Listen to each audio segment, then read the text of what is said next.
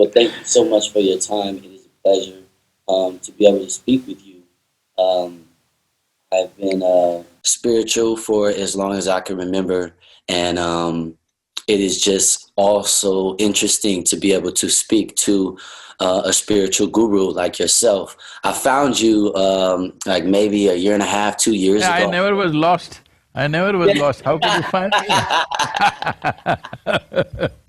I stumbled across you on YouTube, and I always thought you had a great personality, and that's something that's important for a young developing spiritual person to be able to connect and communicate with an elder. So I have a lot of respect for you, and I just wanted to start by first saying that before I have some questions for you. How's your tour been going? A tour went great, 36 days we were on the road on a motorcycle. It was fantastic journey. It's been a long time since I rode like this, nearly 10,000 miles, 9,477 miles on the road in 36 days. So it's Wow. been a very long time since I rode like this, and above all, meeting all the Native American nations, traveling to them, meeting them. Well, it was a bit restricted because of the virus situation, but otherwise still we got to meet many people. And we are in the process of, the most important thing is I want to make sure they're visible in the world.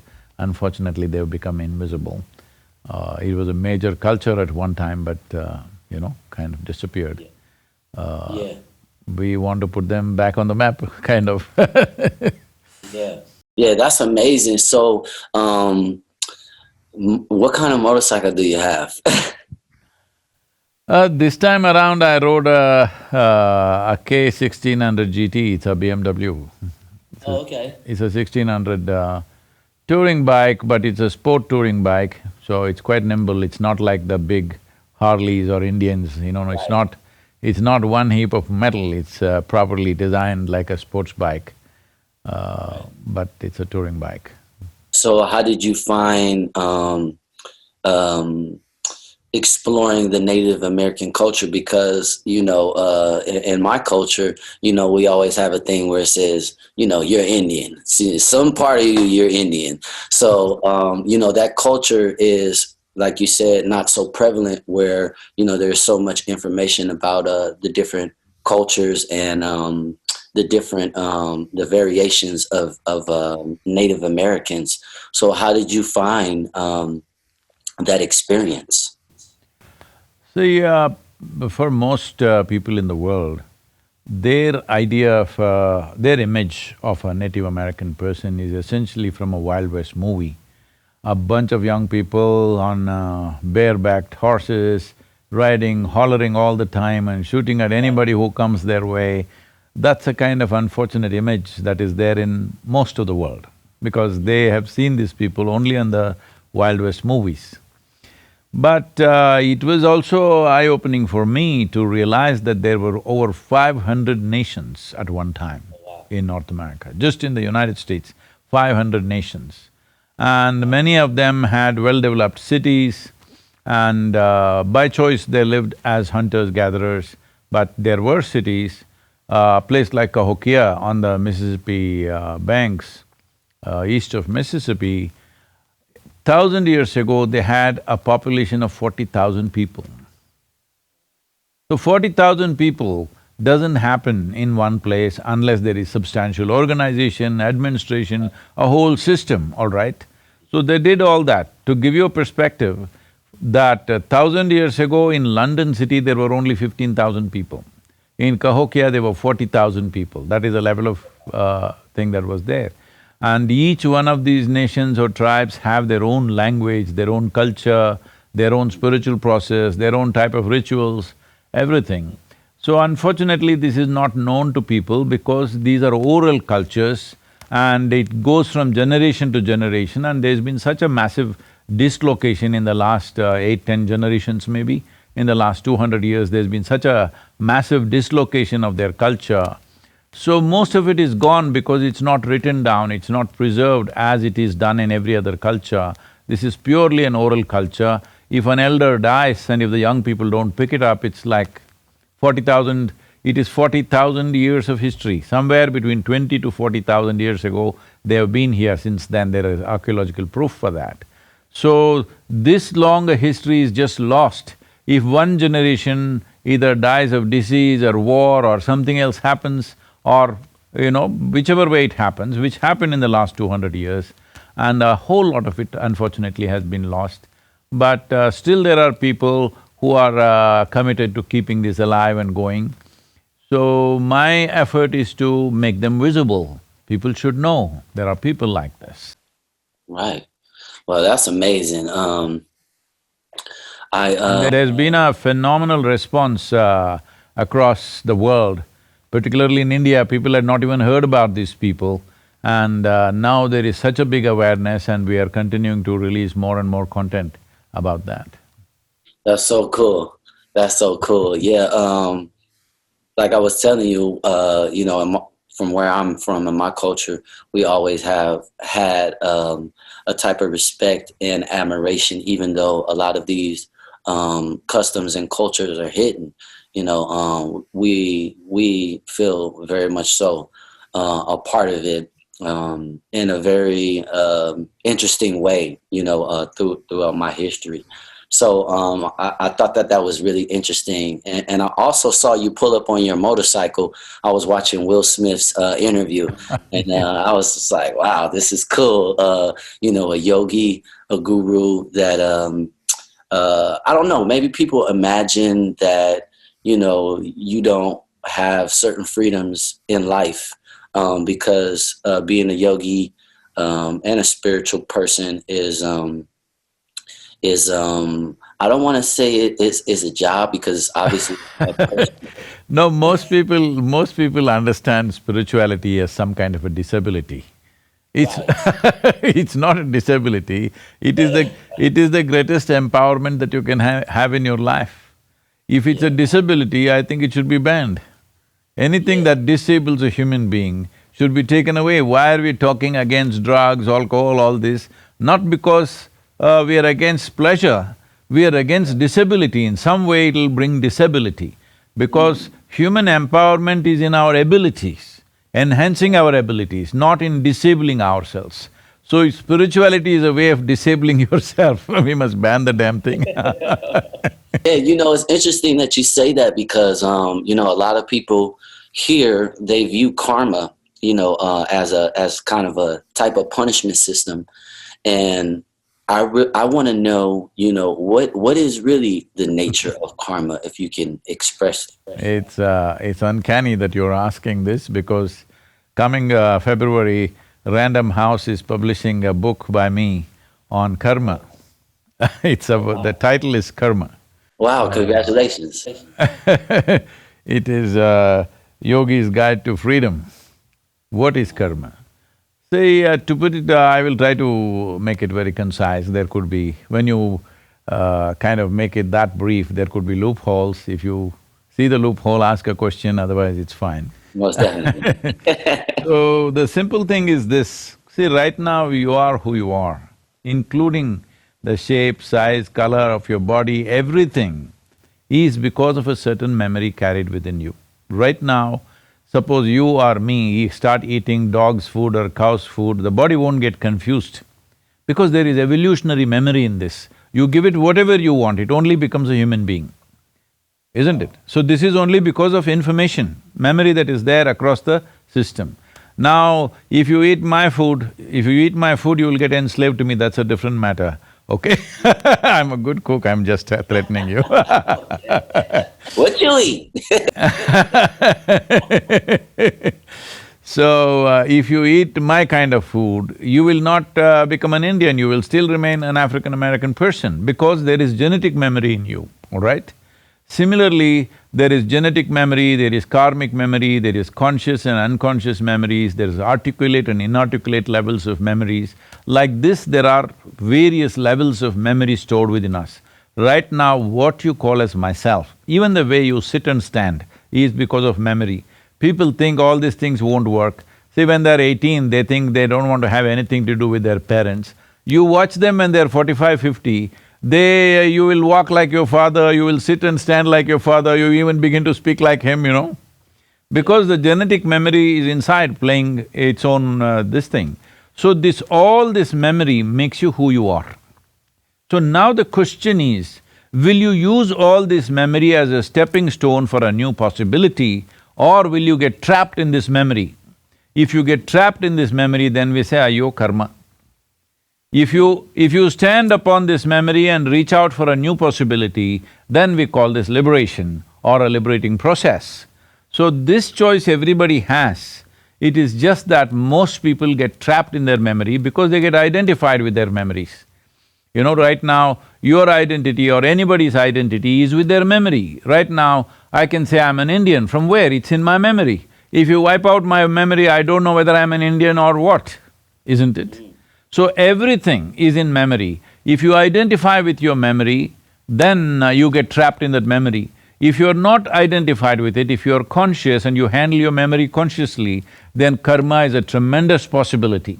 It is a stepping stone for higher possibilities in life, because only because of this vast amount of memory that we have gathered, right from being an amoeba till being this complex, sophisticated life that we are right now, the memory is all there within the system. All this memory is a tremendous possibility if we stand upon it like a stepping stone. But if you get trapped in it, then it'll put through cycles of the same thing. So in India, always it's like this, like in the Indian villages, if you meet somebody, they won't ask you, how are you doing, good morning, all this. They will just ask, "Saaptingla?" This means, have you eaten? Because their understanding is, if you have eaten, you should not have any other problem. Because the rest of the problems are your making. So if somebody has eaten well and sitting there with a sad face, then we say, ayo karma. That means their memories are tormenting them, you know. Whether conscious memory or unconscious memory, or memories that you can figure out what they are, or memories that you don't know where they come from, but some memory is tormenting you right now, then we say, ayo karma, because karma has become a trap. What should have been a stepping stone has become a trap. What should have been an empowerment has become, taking away all the possibilities in your life. Wow, that is a really, really great example, because I was doing some research and I found that karma meant something different in your culture. And thank you for explaining that. I think that a lot of people feel that, the old saying, you reap what you sow. And it's kind of that same concept, but you definitely dived in to make clarity for me, because on my journey, on my spiritual journey, I found that when I have experienced things, that I actually remember experiencing it. And it's almost like I told you so, or you knew that already, kind of feeling after I, whether it be a performance or a moment in a performance, or a dancing, because dancing is something very special to me and spiritual for me. And I wanted to know, how do you see dance fitting in this spiritual space? Well, I'm sorry, I've not really seen you dancing, but people told me you're a great dancer. You gotta check me out, man. I will check you out. I heard that tomorrow you're releasing some new album or something, I will check that out when you release it. The connection. Uh-huh. Yeah, and it is really, really cool. One of my biggest And let me say that, no, you shouldn't say that yourself. I will watch it and tell you how cool it is. Okay. Okay. Well, yeah. I recently got to travel to Michael Jackson's estate here in the valley. They call it the Havenhurst Jackson estate, and I thought it was so amazing, because the first concert that I ever went to as a child was a Michael Jackson concert, and I Mm-hmm. also got to shake his hand, and he has influenced my life. You're supposed to shake a leg with him, huh? Not a hand. No, I was. You know what? He was shooting the video. I didn't get the chance to shake a leg, but it was a very profound experience for me because I remembered how much he's influenced my purpose in being a musician. A lot of people make music to sell records, and I've done that. I started at the precious age of 15. That's when I put out my first album. I'll be 36 actually like 2 weeks. So my my purpose and my meaning for sharing and connecting with people all over the planet has continued to grow and change. And it was so cool for my album, The Connection, to be able to go to the Havenhurst Estate and speak about his influence. So the album is a really meaningful album, and that's what I want to continue to do as an artist is just continue to give people the tool to be positive and feel good with music. And one of the questions that I had was a lot of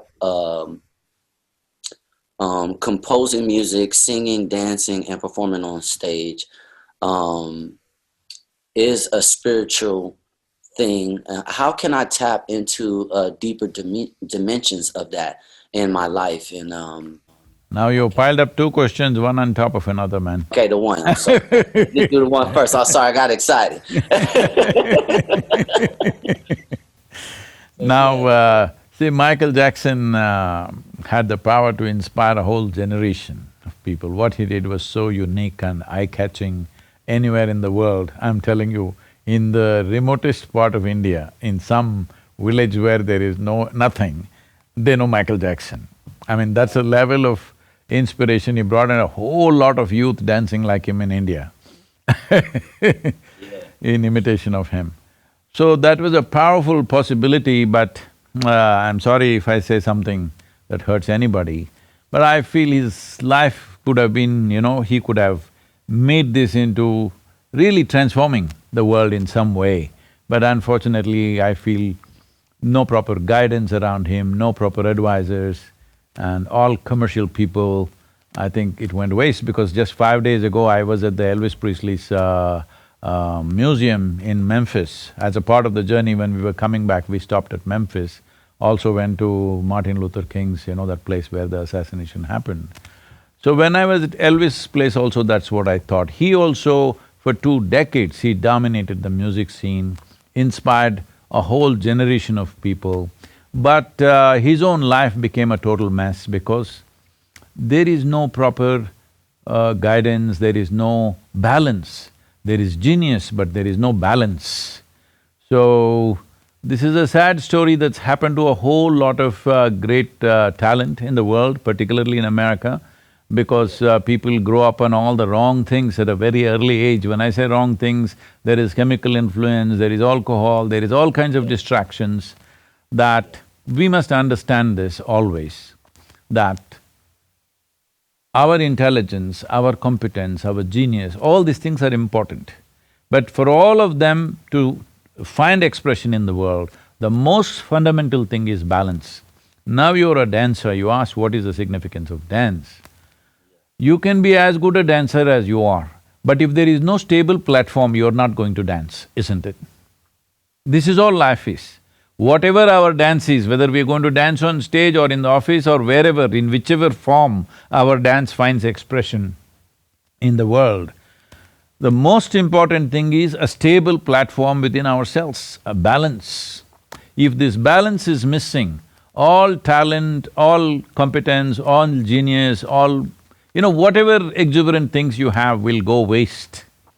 So, both these personalities, one that you mentioned, Michael Jackson and also Elvis Presley, are a classic example of this lack of balance when there is such a massive talent that you are capable of influencing an entire generation, not in one country, across the world. When you have that, this could have been used to really create a new generation of people new sort of planet actually. You can do this, you had the power to do that. It is just the lack of balance. So I'm saying, you Omarion, you better dance your way as well as you can. Whatever it is, maybe it is not like everybody can be a Michael Jackson or we don't have to imitate that, but a new possibility in that sphere because music and dance has such a significant influence on the youth. But bringing balance to yourself and bringing balance to everybody who gets in touch with you, these millions of youth who get in touch with you, I think is a fundamental responsibility because when you have the power to influence other people's lives, you must ensure that the influence is very positive and it is towards their well-being, never against their well-being. So having said that, you asked about dance, what's the significance of dance? Woo! Come on now. Come on now. That's the truth. I'm sorry, but I had to just balance. This is so important. This is so important. So, in terms of dance, see, I must tell you this, we come from a culture where all our gods dance. Everywhere else, God is a serious guy, a very serious guy. But in India, if he doesn't dance, we won't treat him as a god. All Indian gods, male and female, always dance. Because if they can't dance, he can't be God. Because dance essentially means that life is happening at… See, dancing in a particular style is a different matter. If you do not know this, my daughter is a full-time classical dancer, Indian classical dancer. I took her off education and put her into this because it meant so much to us that, what is dance is not just entertainment. So if you're doing a particular style of dance, it's one thing. Otherwise, even a child will get up and dance when it feels exuberant. It's the exuberance of life, finding expression is dance. When body cannot keep quiet, it wants to do something exuberant, it will dance. Well, you guys might have evolved your own kind of styles and I don't know, you slide on the…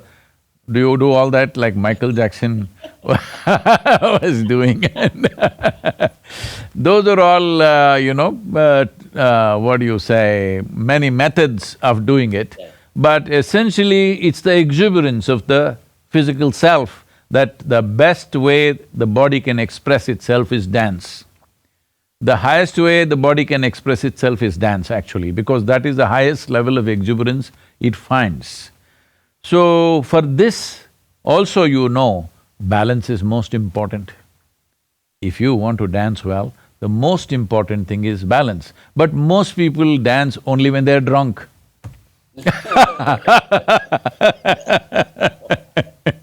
We have a night-long festival once a year, nearly 1 million people. Last time, 870,000 people attended this event.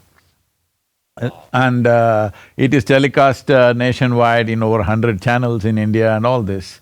But full night, from evening 6 to morning 6, no alcohol, no drug, none of these things are, anywhere come near us.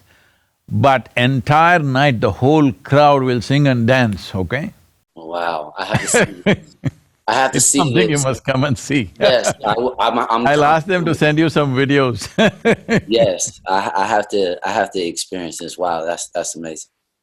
See, without the exuberance of… when your emotion becomes exuberant, maybe you will sing. I'm not saying a practiced singer or a professional singer. When emotion becomes exuberant, people want to sing, even those who don't know anything to sing, they will also do something, at least they will hum. When the physical self becomes very exuberant, it naturally dances. That's how it should be.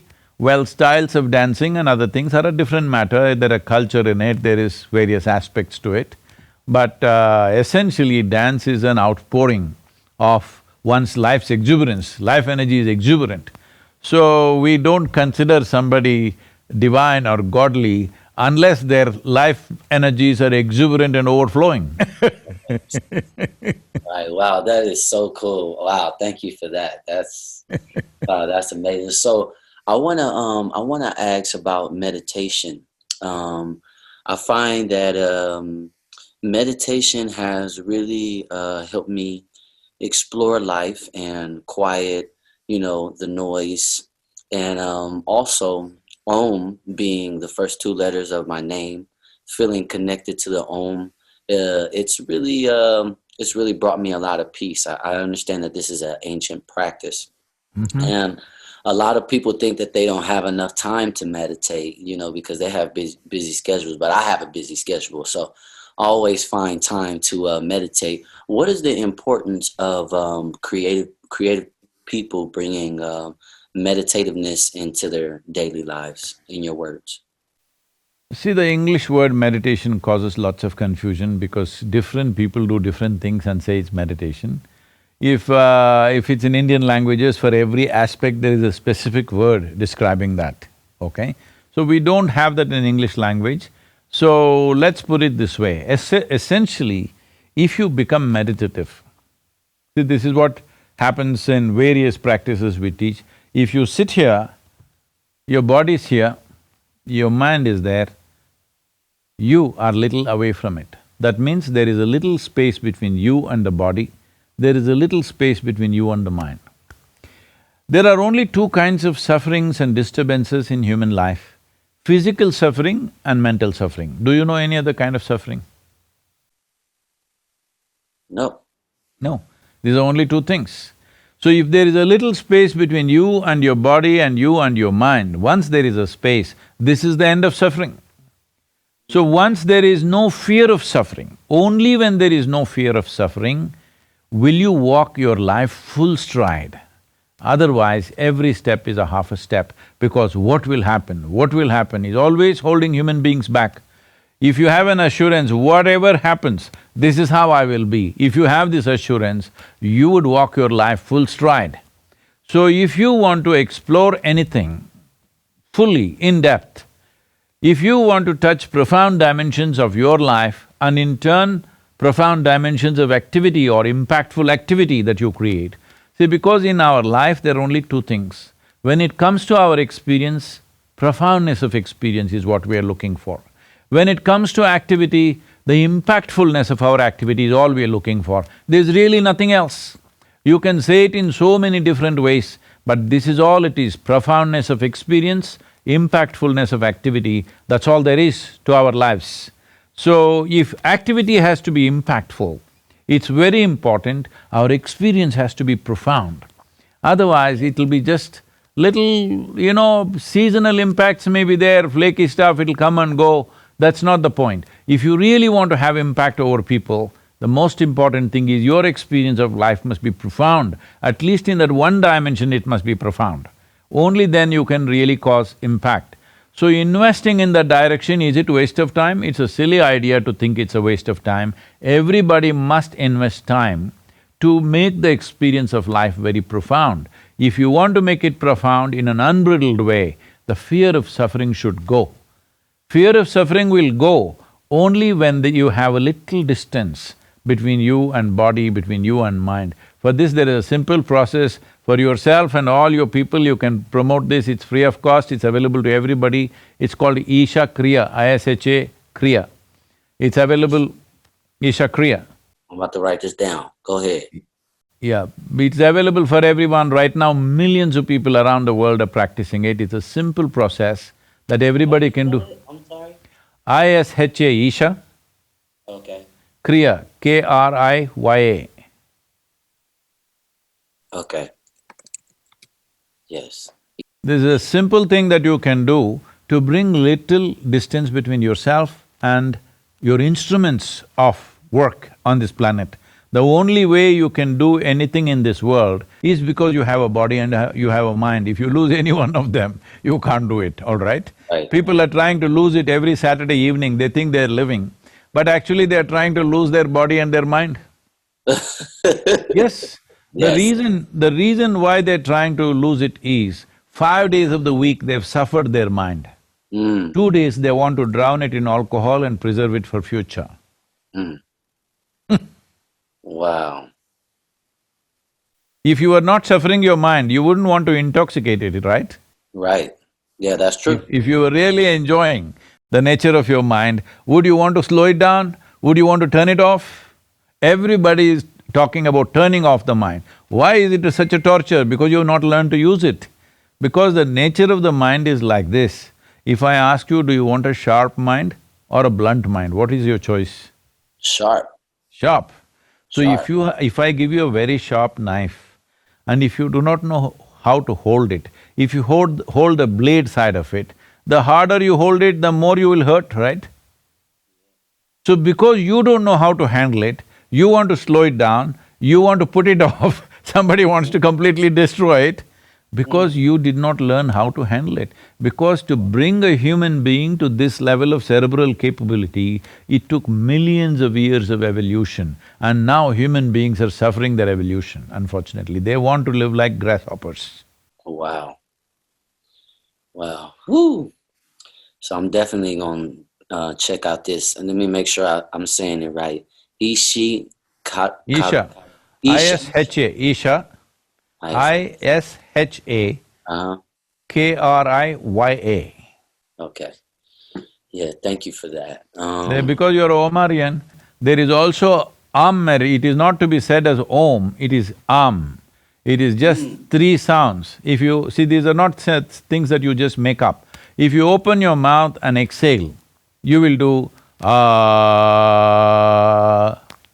If you partially close your mouth and exhale, you'll do oh.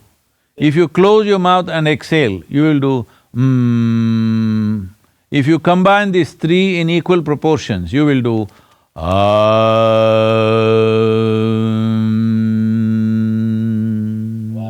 okay. So this is not something that we made up, this is the basis of physical existence in this solar system. Now, we've been saying this forever, for thousands of years, but people were debating it. Now, students from the University of Sheffield measured the reverberations around the sun, and they found the sun is constantly throwing out reverberations, which is Am. Wow. Wow. That's amazing. Wow. Wow, thank you so much for this. I just have a few more questions. And one of my question was,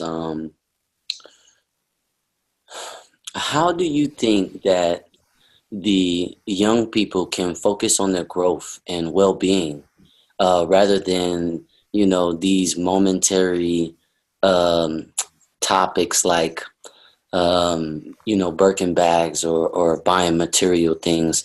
How can young people focus on their well-being? See, when we say young people, we are trying to address them as a separate unit in the cultural milieu of a particular society. It will not work like that. Suddenly you cannot say young people must fix themselves when the older generation has not fixed themselves, all right? Okay. I'm saying, see, it is like this. I'm just saying this is an example, this is not my opinion. For example, some time ago in this country, there was prohibition, all right? Nobody drinks alcohol. That was the intention. For whatever reasons, they had done that. Now people started drinking and making illegal stuff, moonshining and bootlegging. We are in Tennessee, this was the center of those things quite a bit at one time. So, then people started drinking, they made it legal. They made it legal not because it's a good thing. They made it legal because anyway the government could not control the production and sale of alcohol. So they thought it's better to tax it and make money at least, all right? So they made it legal. Now everybody started smoking weed. Now they made it legal, not because they think it's a good thing, simply because they're not able to control it. In every backyard they're growing it and they're using it. So what is the point? Better make money out of it at least. So how long do you think it'll take for us to make cocaine legal, meth legal? It'll all happen. Wow. Yes, if it becomes widespread, everybody is using it, if it becomes like that, government may to make it legal, because people in the government also may be using it, they've admitted sometimes. I'm saying. Yeah. So essentially, if you… at that time it was, let's say in 2 generations ago, After your 18th birthday, you had your first drink. Yeah. So if your father had it at 18, you thought you can have it at 15. Your son thinks he can have it at 12, Wow. all right? I'm saying because this is the nature of the next generation, they always want to be one step ahead. If your father was meditating, he started at 18, you would look at him and see and say, at 15, maybe you want to meditate. Yeah. Your son wants to meditate when he's 12. Maybe your grandson wants to meditate when he's a child, because I see in India, children are sitting like this and meditating. It's amazing, they're sitting like that for long periods of time. I'm talking about 4 or 5-year-old kids, because they see their parents doing this. So culture just cannot be focused on one segment of the population. When you think the older generation can do all this, younger generation will be one step ahead of you. They will not be behind you for sure. Yeah.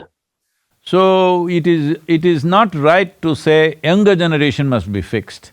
Younger generation is just following in the footsteps of the older generation, but definitely they would like to overtake them, they like to pass them.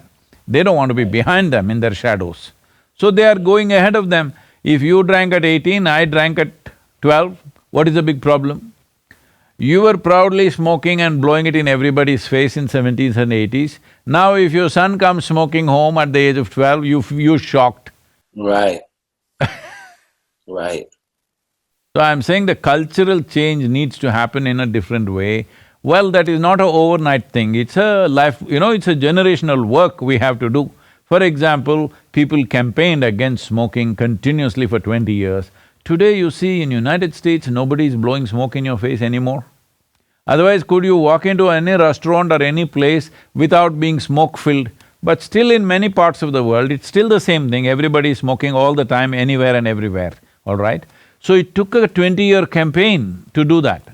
Well, that campaign had legal, social and other, elements to it, but I am talking about a constant campaign needed in a society as what is it that'll enable us, what is it that enhances our life, and what is it that diminishes our life. Let me tell you this, right now in India also this whole thing is picking up, and I was in Bangalore. These days I'm being invited for these under 25 conferences because they think I'm under 25. They think I'm under 25 just disguised like this, I mean, the skin is glowing, if I might say so. So, I was there and, about 15,000 people are there, all young people.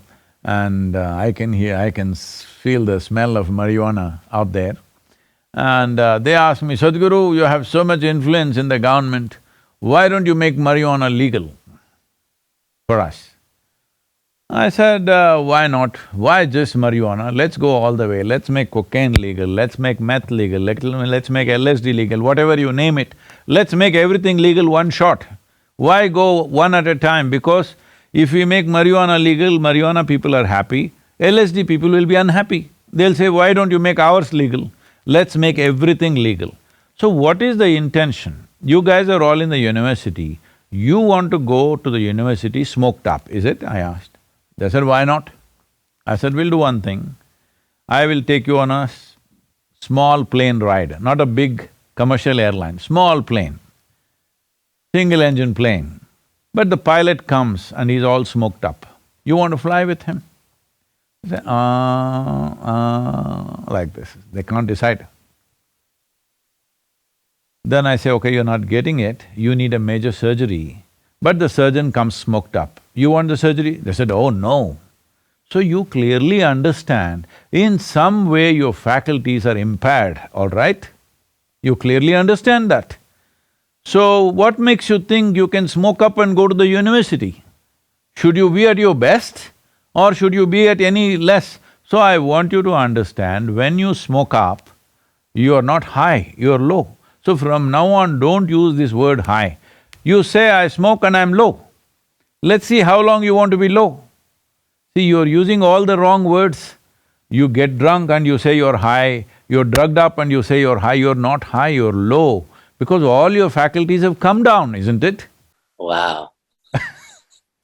Wow. Just the wrong interpretations in the society. You think this is the way to be high. No, this is the way you become low. The moment you say, do you want to be low, can you go and tell your friend, come, let's go get low? He'll say no. You say, let's get high, he's saying yes. So how to get high? You cannot get high without enhancing human faculties. By depreciating human faculties, you do not get high, absolutely, isn't it? Wow. Wow. That's interesting. Yeah. Yeah, okay. You got a bigger knot than me on your head, man.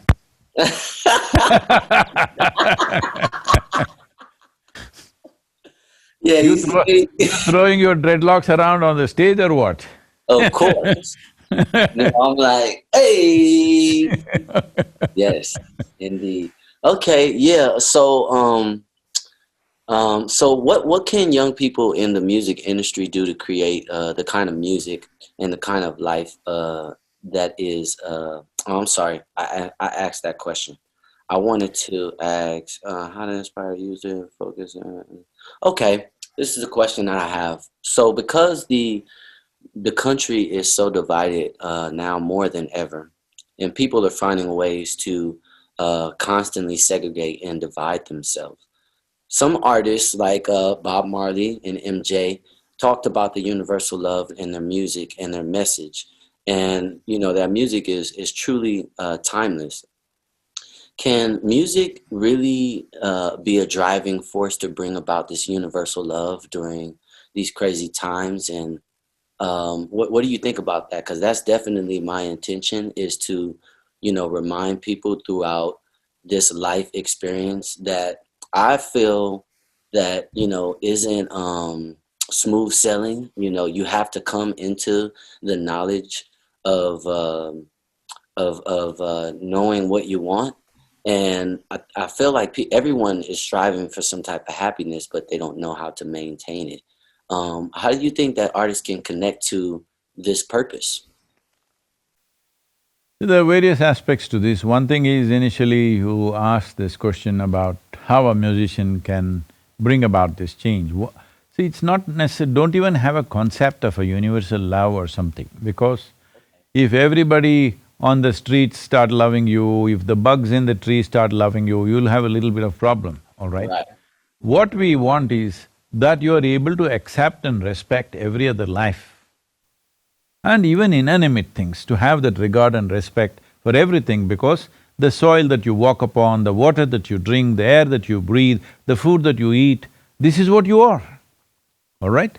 You have not seen any other force creating you, these are the things which are making you happen. So similarly, every other life, to accept them the way they are and to have respect and regard for who they are and whatever they are. They have different purposes, different sort of people, you can't go and do lovey-dovey with everybody, all right? But you can accept and respect them for who they are. That is most important. So in terms of music, I must tell you my experience of music. I grew up in 60s, early 70s, where it's all rock and roll and like this. My parents were steeped in classical music. Indian classical music is something I'll ask Tina or Vinod to send something to you to listen so that, you know, you just get an idea what I'm talking about.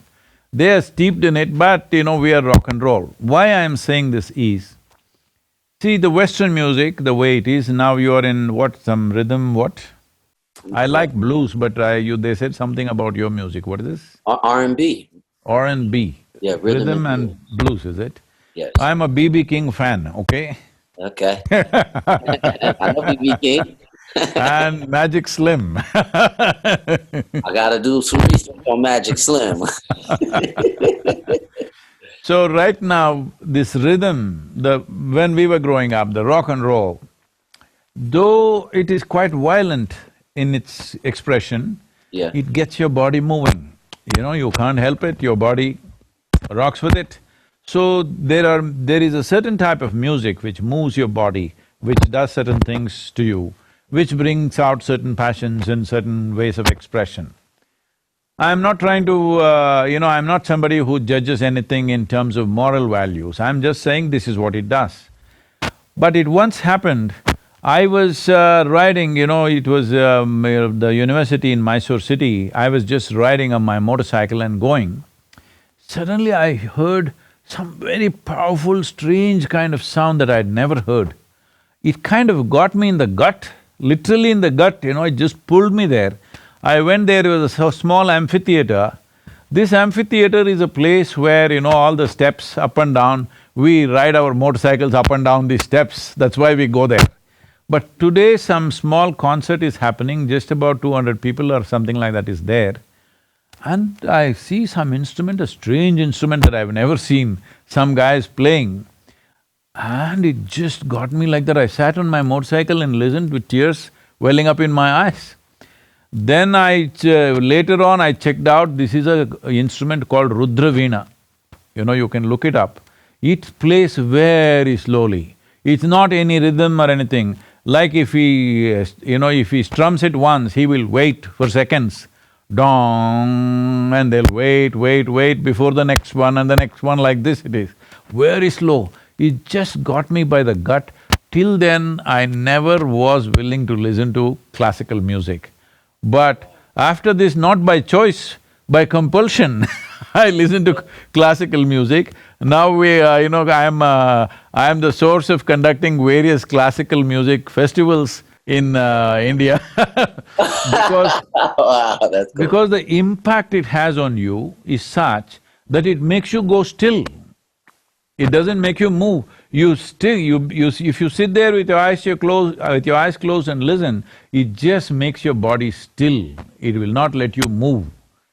So, you can create music towards a meditative purpose. I will ask him to send you a series of music, you listen to it and see how you can adapt it to your style of whatever. The basis of that, it's not that you have to play that kind of music, Yeah. but you can use that basis to bring that. When people listen to you, yes, they need to dance, yes, they need to enjoy that. At the same time, they should also learn, because all movement comes from our stillness, all sound comes from silence. Yeah. Without silence, there is no sound. Without stillness, there is no movement. If people do not know the power of stillness, they will always be compulsive. Yeah. So all these things which taking youth down right now is their compulsiveness. And their compulsiveness is encouraged and celebrated by a whole lot of people. They think being compulsive is passionate. It's not passion, it Yeah. is just compulsive. So, the entire process of, like you come from a community which has been in slavery at one time. What does slavery mean? Somebody compels you to do something that you don't like to do. So whether the compulsion happened from outside or from within, me being happy or unhappy is decided by somebody else within me, is this not slavery? Because what happens within me, if you can decide, this is slavery, isn't it? When people decide what should happen around us, that itself is horrible slavery. When what happens within you is determined by just about anything around you, this is the worst kind of slavery. If you do not liberate populations from this slavery, or in other words, if people do not understand human experience blossoms from within us, not from around us. Unless they experience this, being joyful by our own nature, being blissful by our own nature will not happen. Unless that happens, the fear of suffering is what controls and rules the society. That is why everything else in the world, the biggest investment in the world is the gun and the bomb and the works, because fear is the basis of human control right now. Not our joy, not our sense, not our intelligence, not our love, but fear is the basis. If this has to go, the most important thing is our experience should not be determined by anything else. What happens within me must happen because of me, not because of something else. Thank you so much, Sadhguru. And I really, really appreciate speaking with you. I'm actually writing a book now as well, and it is my experience, in the music industry, and also this spiritual journey that I've embarked on.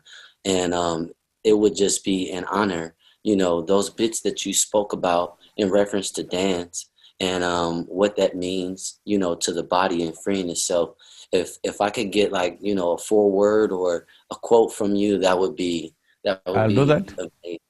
I'll If do that you, for you, and also I'll ask them to send you the karma book because the first question you asked is about karma. yes, yes, thank you so much. And I will definitely see the… what is that, tomorrow's launching, is it? What do you call that? Is the Oh, launch? the connection, the Yeah, music. is it… you releasing it tomorrow, okay. Yes, yes, I'm So, releasing where does that. it go? It goes on YouTube, it goes where? Yeah, so it's gonna we're premiering the thing that I was telling you about going to the estate tomorrow, and we're also releasing the album. So it'll be everywhere. Pretty Okay. much probably like late tonight. So yeah, Mhm. it will be out tomorrow. I shot some videos. I directed some videos. Yeah, when you get a moment, I'll send you some stuff. That you can check out. But I definitely Please want to do come that. visit. I would like to see that. Yeah, I would I started in a group and then I became a solo artist. And yeah, I would like to just share some things with you and keep in contact with you, and Yes. maybe when I get a moment to come fly out there and check out that ceremony. You must come to Tennessee. We have a wonderful place out here. We Okay. are in Cumberland Plateau. Okay. It's a 4,000 acre property, beautiful forested land. Oh wow. Uh, Very nice. You must come. I'm here till end of December. Okay. Yeah, I'm definitely gonna you know what? I have one more question, just one more question. What do you think about psilocybin and the mushroom? I'm sorry, what do I think about? The mushroom. Oh, in Tennessee, people, especially women, are reputed to use mushroom to, end their spouse's life. At least the jokes go… at least the jokes… at least the jokes go like that. Okay. There are lots of mushroom here, you can come, Okay. but we won't give it to you. Thank you so much, Sadhguru. It is such a pleasure. And I hope to speak with you again. Thank you so much. Yes, we'll catch up. Please come before end of December. If you come, I'll see you here. Hmm? Okay. Thank you so much. Wonderful. It is a pleasure. Can't wait to meet you. Yeah, all the best for your tomorrow's release. Thank you so much. And all the best for the book as well. Mm-hmm. Thank you. Thank you.